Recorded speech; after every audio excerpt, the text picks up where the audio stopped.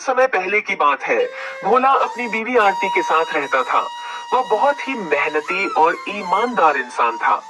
भोला दिन भर अपने खेतों में मेहनत से काम करता था, लेकिन वही हरिया दिन भर सोया रहता था। भोला की मेहनत की वजह से फसल होती थी, जिसके कारण गांव के सारे लोग भोला से जलता था। हरिया उसका पड़ोसी था। हरिया और उसकी बीवी बहुत दुष्ट इंसान थे। वह दोनों भोला से बहुत जल्ला किया करते थे।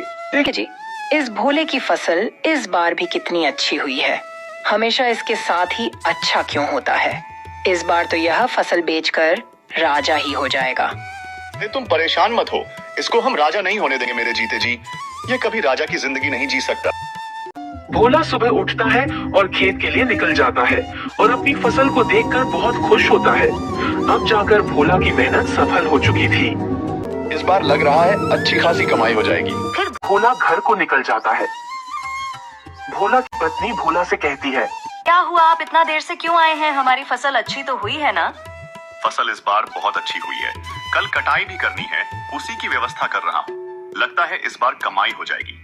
अच्छा जी, इस बार अगर अच्छी खासी कमाई हो गई तो हम कुछ पैसे अपनी बेटी मुन्नी के नाम से बैंक में जमा करवा देंगे, जिससे उसकी अच्छी खासी शादी हो जाएगी या उसकी पढ़ाई में मदद हो जाएगी। ठीक है ना जी? हाँ, तुम बिल्कुल सही बोल रही हो। आरती, खाना लाओ। बहुत जोर से भूख लगी है, जल्दी सोना है आज, क्योंकि कल सुबह 5 बजे खेत में जाना है। आरती खाना लगा देती है। ये पापड़ कहाँ से लाई हो तुम? क्या हुआ, अच्छे नहीं लग रहे हैं क्या? ऐसा मन कर रहा है कि खाता ही रहो। तुमने बनाया है क्या? हाँ जी, मैंने अपने हाथों से बनाया है। आपको अच्छे लग रहे हैं तो और ले आओ, क्या और भी हैं? खाना खाकर दोनों आराम से सो जाते हैं। जैसे ही सुबह के 5 बजते हैं तो आरती की नींद खुल जाती है और आरती देखती है कि मौसम बहुत खराब हो गया है। ऊपर वाले, अब तो हमारी सारी फसल खराब हो जाएगी। सुनिए जी, जल्दी से उठ जाइए, मौसम बहुत खराब है। हमें जल्द से जल्द अपनी फसल के लिए कुछ व्यवस्था करनी पड़ेगी। दोनों उठकर जैसे ही खेत को निकलते हैं तब तक खूब जोरदार बारिश होने लगती है। बारिश के साथ हवा भी चलने लगती है। जी टेंशन मत लीजिए, जो होना था वह तो हो गया। अब हम इसमें क्या कर सकते हैं, जो होता है वह अच्छे के लिए ही होता है। इधर हरिया बहुत खुश था मौसम को देखकर और हरिया अपनी पत्नी से कहता है, देखो, मैंने बोला था ना कि वह अमीर नहीं हो पाएगा, और ऐसा ही हुआ। अच्छा जी, लेकिन हम लोगों की भी तो फसल बर्बाद हो गई ना। आप इतने खुश क्यों हो रहे हो? आपको तो दुखी होना चाहिए। हमने तो अपने खेत में उतना पैसा नहीं लगाया है और ना ही उतना मेहनत किए हैं, इसलिए मुझे तो बहुत खुशी हो रही है कि बोला कि सारी फसल बर्बाद हो गई। मेरा तो जब भी इतना फायदा नहीं होता, काम से कम हमसे ज्यादा अमीर तो नहीं बन सकता। उधर भोला को उसकी पत्नी सब्र दिलाती है। लगातार 4-5 दिन तक बारिश होती है।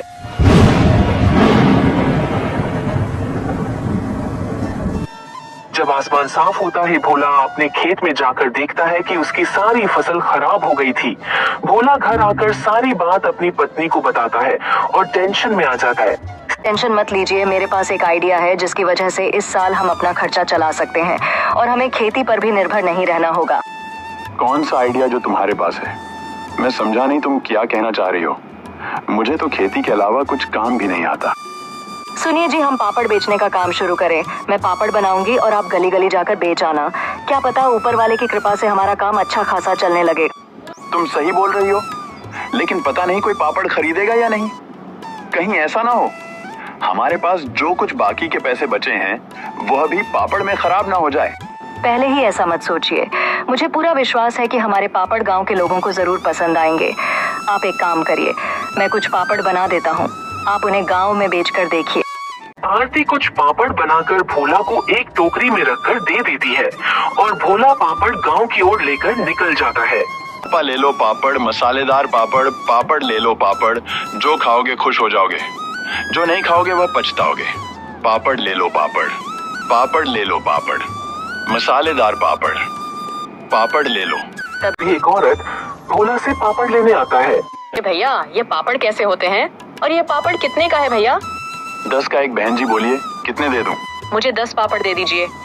फिर भोला 10 पापड़ उसको दे देता है और पैसे लेकर आगे की ओर निकल जाता है।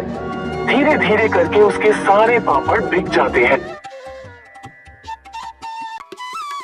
एक गिलास पानी लाओ जरा, बहुत थक गया हूँ। हाँ जी, कुछ पापड़ पी के क्या? नहीं आरती, एक भी पापड़ नहीं बिका और मैं तो आज बहुत ज्यादा थक गया हूँ। जी तुम ठीक कह रहे थे कि हमारे पापड़ कोई नहीं खरीदेगा। अब तो हमारे बाकी के पैसे भी खराब हो गए हैं। अरे अरे मेरी बात तो सुनो। अरे आरती, कुछ पापड़ नहीं बल्कि सारे पापड़ हाथों हाथ बिक गए हैं। क्या सच में हमारे सारे पापड़ बिक गए क्या, वाकई में? हाँ बिल्कुल आरती, लोगों को हमारे पापड़ इतनी पसंद आए हैं कि सारे पापड़ जल्द ही बिक गए। ये लो पैसे, इसमें से कुछ पैसे मुन्नी के स्कूल की फीस जमा करने के लिए रख दो और कुछ पैसे से हम अनाज खरीद लेंगे। आरती पैसे लेकर अलमारी में रख देती है। अगले दिन सुबह आरती और ज्यादा पापड़ बना के टोकरी में रख देती है और भोला पापड़ बेचने चला जाता है। गांव का एक आदमी कहता है, ओ पापड़ वाले भैया, हमने सुना है तुम्हारा पापड़ बहुत स्वादिष्ट है। चलो 10 पापड़ मुझे दे दो, हम भी तो देखें कि तुम्हारे पापड़ में ऐसा क्या खास है। उसे आदमी को 10 पापड़ दे देता है और आगे की ओर निकल जाता है। धीरे धीरे उसके सारे पापड़ बिक जाते हैं। जैसे ही शाम होती है भोला घर आता है। सुनो आरती, हमारे पापड़ की तो बहुत चर्चे हो रहे हैं। अब मेरे गांव में जाते ही सारे पापड़ दिख जाते हैं। आरती यह बात सुनकर मुस्कुराती है। भोला और आरती बात कर ही रहे होते हैं, तभी गांव का मुखिया आता है। ओ भोला, कहाँ हो? जी मुखिया जी, बोलिए, क्या काम है? 4 दिन बाद मेरी बेटी की शादी है, उसके लिए मुझे शॉप पापड़ चाहिए। क्या तुम शॉप पापड़ बनाकर दे सकते हो? हाँ मालिक, मिल जाएंगे शो पंपर। सारी बातें हरिया और उसकी पत्नी सुन रहे थे। इसके साथ इतना अच्छा क्यों होता है? मैं ऐसा नहीं होने दूंगा। इसके साथ मैं अच्छा नहीं होने दूंगा। हरिया और उसकी बीवी उसे देखकर जलने लगते हैं और आरती पापड़ कहाँ रखती है ये सोचते हैं। आरती जैसे ही पापड़ बनाकर अपनी किचन में रखकर सोने जाती है, इधर हरिया और उसकी बीवी सारे पापड़ चुरा लेते हैं तो आरती को एक भी पापड़ नहीं दिखता। यह सब देखकर वह सारी बात भोला को बताती है। मैं आज मुखिया जी के घर जा रहा हूँ और उनसे बोल दूंगा कि बस मुझे 2 दिन का मौका और दे दीजिए। भोला मुखिया जी के घर की ओर निकल जाता है। मुखिया जी, मेरे घर से किसी ने सारे पापड़ चुरा लिया है। आप मुझे बस 2 दिन का मौका दे दीजिए, मैं आपको पापड़ बनाकर दे दूंगा। मैं तुमको 2 दिन का मौका दे रहा हूँ, लेकिन तुम मुझे पापड़ जरूर बनाकर दे देना। है मुखिया जी, आप चिंता मत करिए, मैं तुम्हारे पापड़ जल्द बना दूंगा। जब भोला उधर से जैसे ही घर आता है तो भोला देखता है कि हरिया का बेटा पापड़ खा रहा है और उसके हाथ में भी 2 पापड़ है। हरिया के बच्चे तो पापड़ नहीं खाते हैं और ना ही कभी हरिया ने पापड़ खरीदा, लेकिन ये बच्ची पापड़ कहाँ से लाई है? भोला बच्चों के पास जाता है।